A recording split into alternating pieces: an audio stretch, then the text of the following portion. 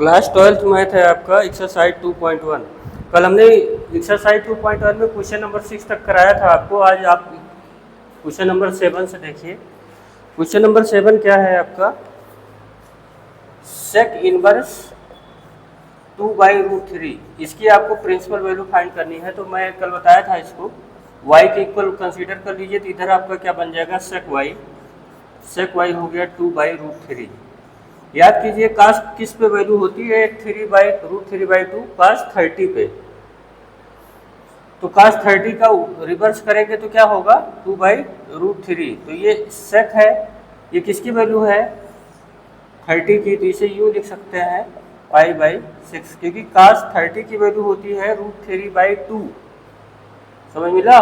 तो उसी का रिवर्स करेंगे तो 2/√3 हो गया। तो y इक्वल टू क्या मिलेगा आपको, π/6। यही आपकी प्रिंसिपल वैल्यू हो जाएगी, क्योंकि ये बिलोंग कर जाएगा ना 0 to π माइनस π/2। याद यहाँ पे देखिए आप प्रिंसिपल वैल्यू पीछे आपको लिखी है। क्वेश्चन नंबर 8 देखिए, ये आपका आंसर है। क्वेश्चन नंबर 8, काट इनवर्स √3। इसकी अपने को क्या निकालनी है, प्रिंसिपल वैल्यू। तो इसे y इक्वल टू कंसीडर कर लीजिए कि लेट दिस इक्वल, ये आपका y की इक्वल है। तो काट y इक्वल टू क्या मिलेगा, √3। अब ये बताइए tan 30 की वैल्यू कितनी होती है। tan 30 की वैल्यू होती है 1/√3। तो उसको रिवर्स करेंगे तो ये √3 मिलेगा। tan का रिवर्स क्या होता है, काट होता है।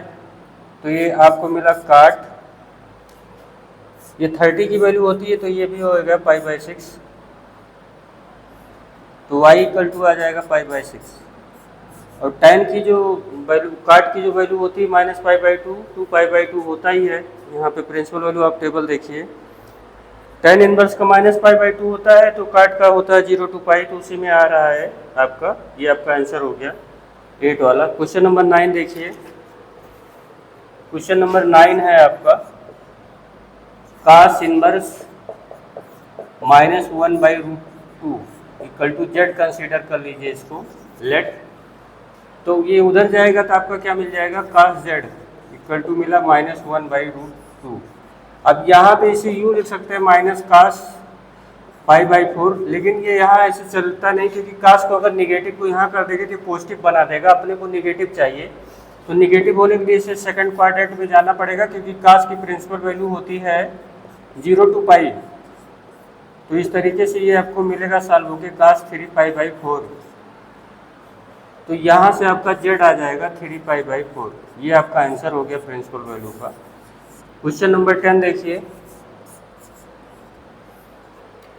क्वेश्चन नंबर 10 है आपका, कोसेक इनवर्स -√2। इसको अगर हम जेड के इक्वल बोलें तो ये क्या मिलेगा आपको, कोसेक जेड क्या मिलेगा, कोसेक जेड आपको मिलेगा -√2। अब ये बताइए कास 45 की डिग्री क्या होती है, सॉरी साइन 45 कितना होता है, 1/√2। तो कोसेक 45 क्या होगा, √2। तो उसी का रिवर्स है, तो यहाँ पे यूँ भी लिख सकते हैं कोसेक π/4। निगेटिव का असर तो इस पे होता ही है, तो इसको यूँ भी किया जा सकता है, माइनस को इनसाइड कर दिया जाए, -π/4। तो ये आपका जेड इक्वल टू आ गया -π/4। उसी के प्रिंसिपल वैल्यू फील्ड में है आपका ये आंसर फिनिश हुआ क्वेश्चन नंबर 10। क्वेश्चन नंबर 11 देखिए।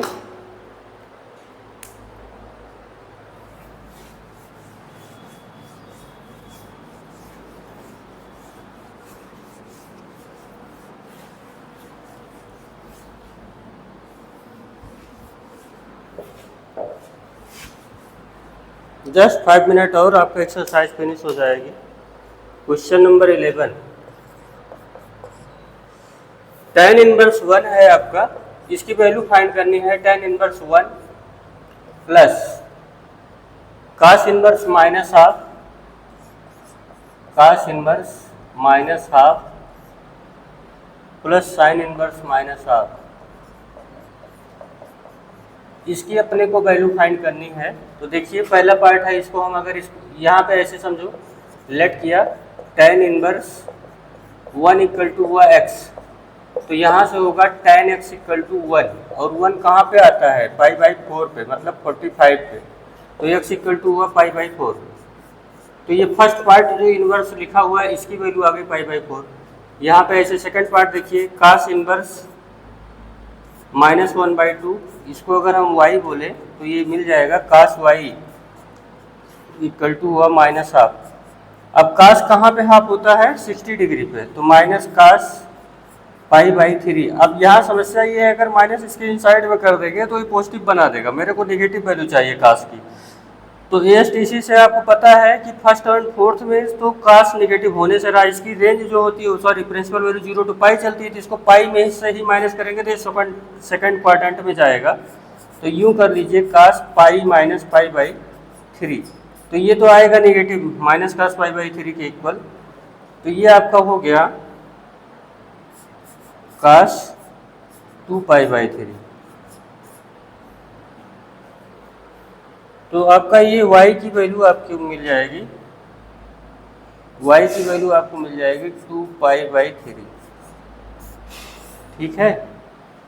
और ऐसे ही आपका अब आता है साइन इनवर्स -हाफ वाला, साइन इनवर्स -हाफ, इसे z बोल दीजिए। तो साइन z क्या मिलेगा आपको, साइन z मिलेगा -हाफ।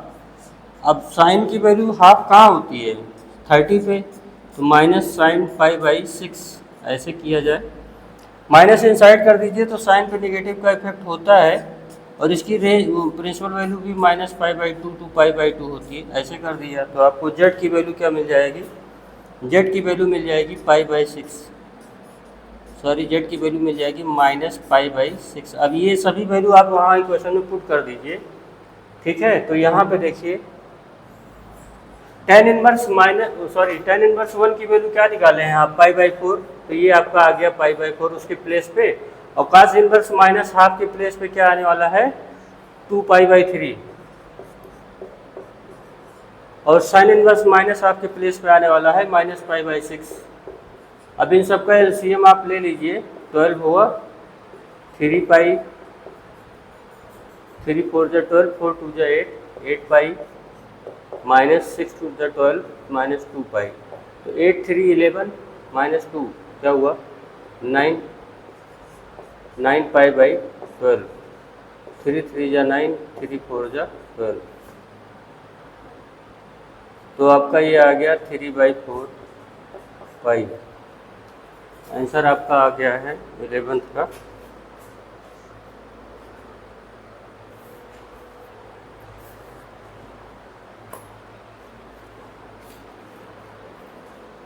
आप क्वेश्चन नंबर 12 भी वैसे ही है, कर सकते हैं आप।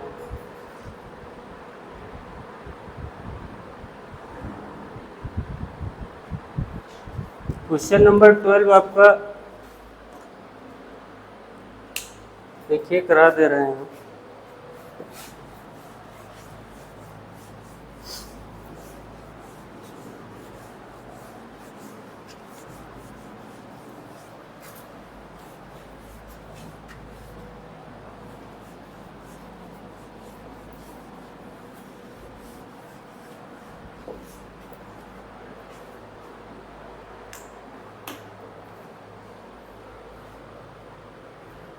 क्वेश्चन नंबर 12 है आपका cos इनवर्स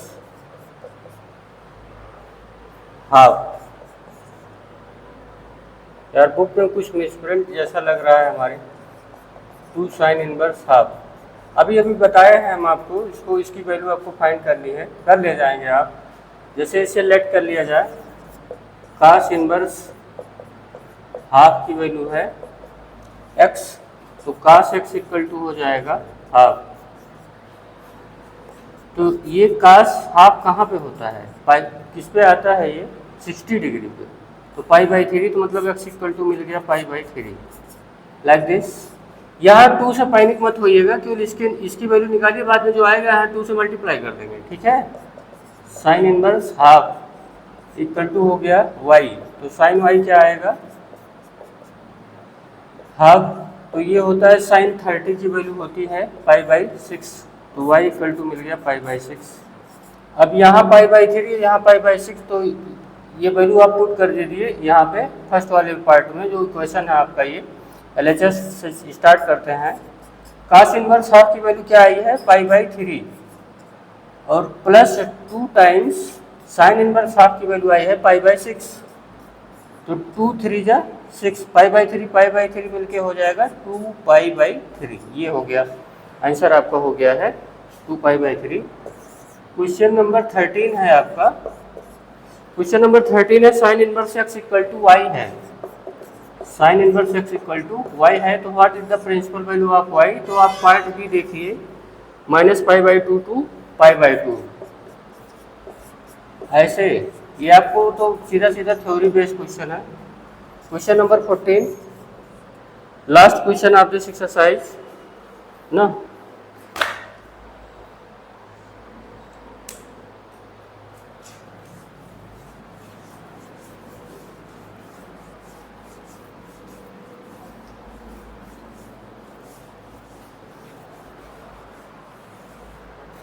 अच्छा क्वेश्चन है, थोड़ा ध्यान से देखिएगा। Question number 14 last question of the exercise 2.1।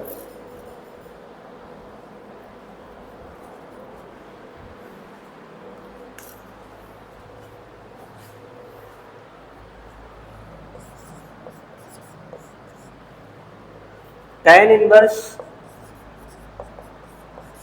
√3 minus sec inverse -2। चलो इसको सॉल्व करो। इसकी वैल्यू अपने को फाइंड करनी है। लेट करते हैं यहाँ पे देखिए x इक्वल टू हो गया tan इनवर्स √3। तो यहाँ से tan x इक्वल टू क्या आएगा √3। अब √3 tan 60 की वैल्यू होती है आपको पता है tan 60, और tan 60 को यूँ भी लिख सकते हैं पाई/3। ठीक, अब तो नहीं कोई डर है। तो x इक्वल टू मिल गया आपको पाई/3, मतलब पहले पार्ट की वैल्यू आपको आ गई पाई/3। Now proceed on the second part.